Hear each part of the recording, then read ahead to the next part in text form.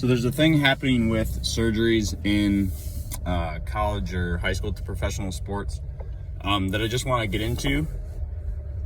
because I've had this conversation several times with multiple different athletes over the course of the last couple months or years, and it's that someone that plays either high school or college,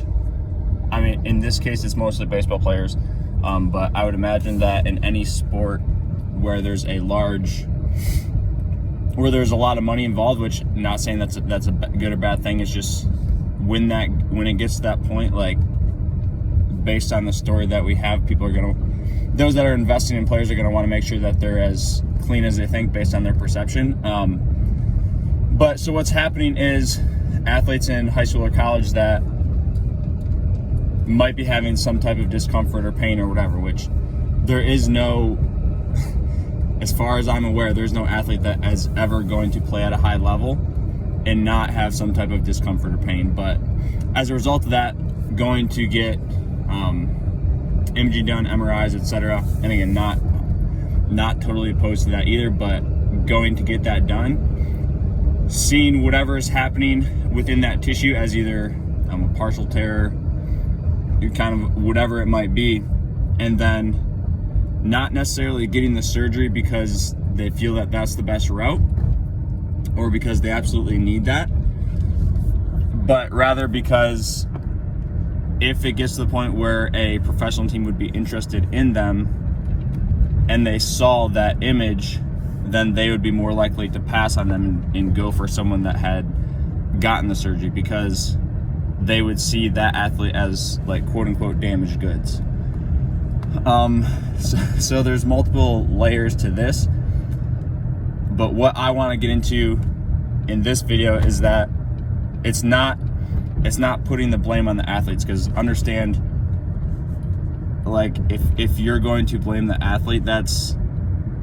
it makes absolutely zero sense, because all they're trying to do is play the sport that they like to do.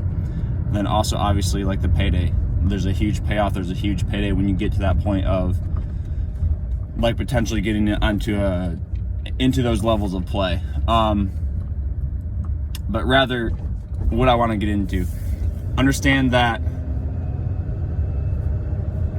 the perception that we've created around pain or around injury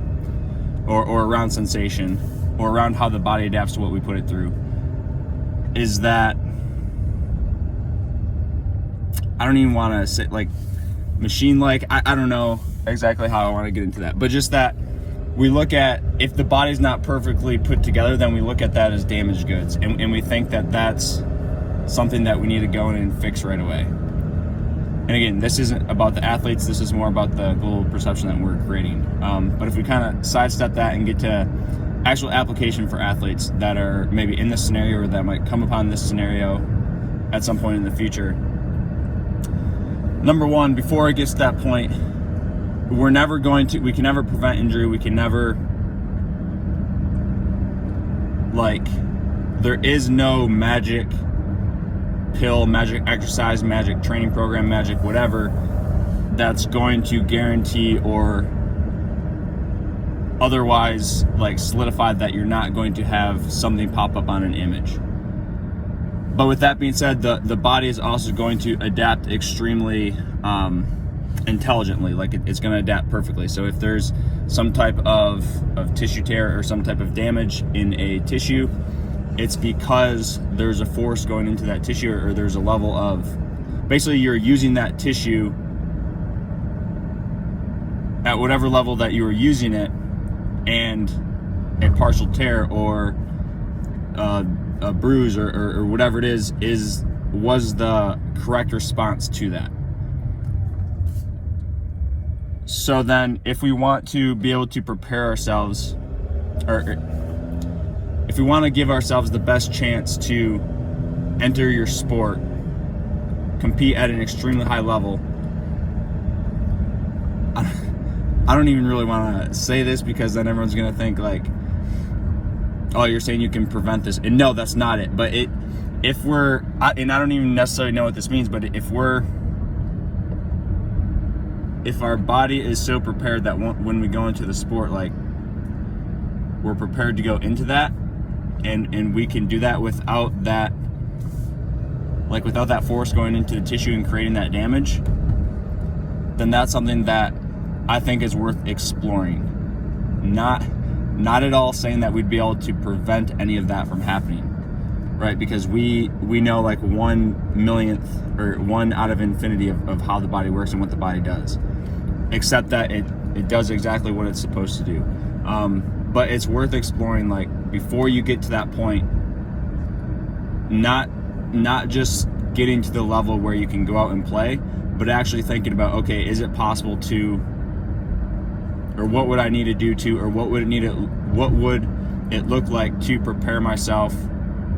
to enter these extremely high levels of competition or performance without needing to, like, have that damage where I'd be seen as damaged goods. And again, please don't take this as me saying that we can quote unquote prevent that, but rather that's something that I'm interested in exploring, simply because I'd want to be able to change that paradigm of thinking that, or kind of being at the expense of someone thinking that you're damaged goods, and that because of that you have to go, like, get drilled into and have them completely rearrange the tissue within your body. Like, to me, that's the absolute last resort that we'd want to go to, and the fact that it's being used right now because of the perception that we have around all this stuff. It's being used as a way to guide or push athletes into getting surgery, just so that when they get looked at and have the potential opportunity that they've been trained their whole life to get, that if they have that, they're gonna have much less opportunity to get that opportunity in terms of the whatever it, like the professional sport or whatever it is that they want to do. So that's first thing, is like, okay, understand that this is what's happening. It's exactly what's supposed to happen, but is there something we can do? And this is more for those that are earlier on. Is there something that we can do to prepare you so that it wouldn't get to that point? And as I've stated, want to make clear, not saying that we can, but it's something to explore. If you're in the situation, like if you're already in the situation, you have to do what you have to do. But if you need to get the surgery based on your situation, then we want the rehab from that to be done with the understanding of how the body works, versus getting you to the point that you can throw without pain. So what I mean by that is that we have this perfect system that we operate within. If you're doing something that you're not ready to do, it's going to give you pain. It's going to tell you that you're not supposed to be doing that. When we get into surgery, that is present in the fact that you're literally getting cut open. So the way that I always think about this, if you think about you being awake, like you don't get put under, you don't get anesthetized during the surgery, but you're awake during that surgery and you have absolutely nothing to numb what's going on, but you're wide awake. Imagine or think about the level of feeling and sensation that you're going to have during that surgery.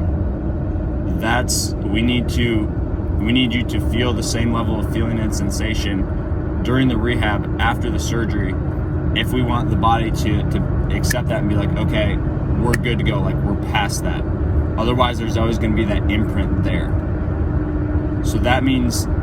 the rehab isn't just to get you feeling good and to get you throwing again, but it's to actually,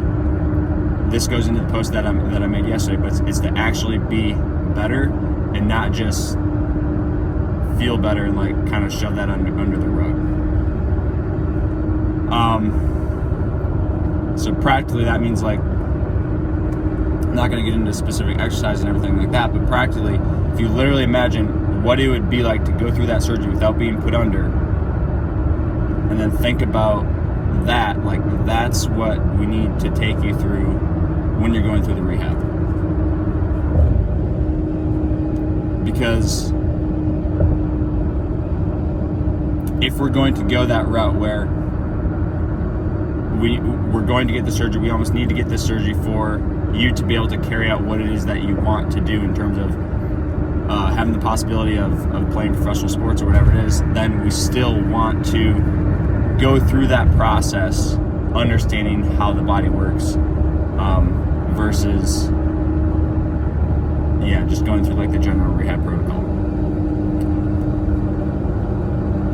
So that's pretty much all I wanted to get into. There's a lot that's messed up about it, but just like complaining about that or whatever doesn't really do anyone any good. We want to provide actual practical advice. Like, we could say, oh well, the whole realm of professional sports is just completely screwed up, so like let's just forget about that. But that doesn't do any of the athletes any good. That doesn't do any of that population any good, because then it's like, okay, now we just get thrown into that system. So if you're in that scenario, or if you're leading up to having the potential of being in that scenario, hopefully that gives you some further info or further understanding of that whole process.